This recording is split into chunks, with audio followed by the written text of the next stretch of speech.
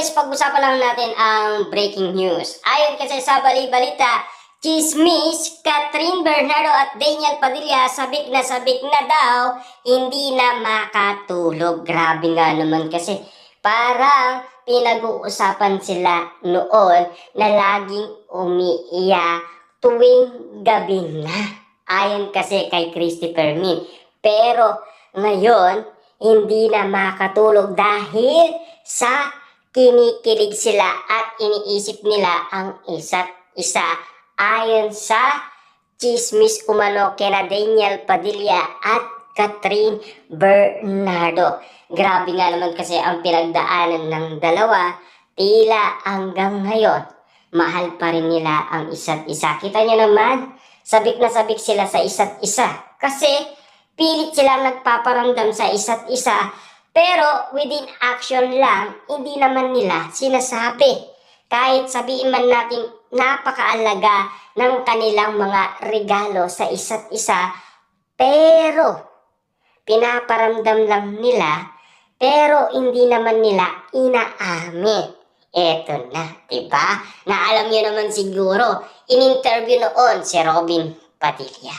Na alam nyo naman siguro ang sabi ni Robin Padilla noon, kapag nagkaroon muli ng movie ang Katniel, siguradong magkakabalikan yan.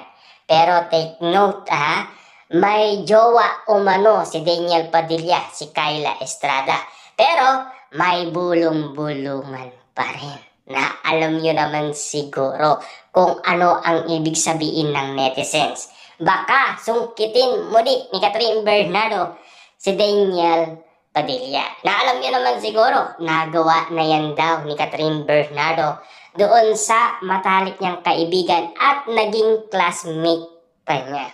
Pero at least, kung sakasakali man ganun ang mangyaring setup, kasi alam niyo naman siguro, no? Sa dami-dami nga naman kasi ng mga inala ng karamihan, ang sinasabi nila, magjowa na daw sina Daniel Padilla at Kyla Estrada. Ganun pa man, no, si Catherine Bernardo at Alden Richard, ganun na rin ang closure nila sa isa't isa. At lalong-lalo na, komportable sila sa isa't isa. Araw yan binabanggit umano ng iba't ibang mga netizens, lalong-lalo na ang mga Katden fans. Pero, nauwi sila sa magkaibigan lang. At lalong-lalo na, ayon daw kay Catherine Bernardo, kuya lang ang tawag niya kay Alden Richard. Pero ano kaya ang tingin ng karamihan kapag nagkabalikan umano sina Daniel Padilla at Catherine Bernardo? Ibig bang sabihin si Mayor Mark Alcala at Kyla Estrada ay panakip butas lang ba? Yan ba ang tawag dito sa nangyayari umano kina Daniel Padilla at Catherine Bernardo? Na alam niyo naman siguro, wala pa naman formal na pag-amin galing umano sa kanila.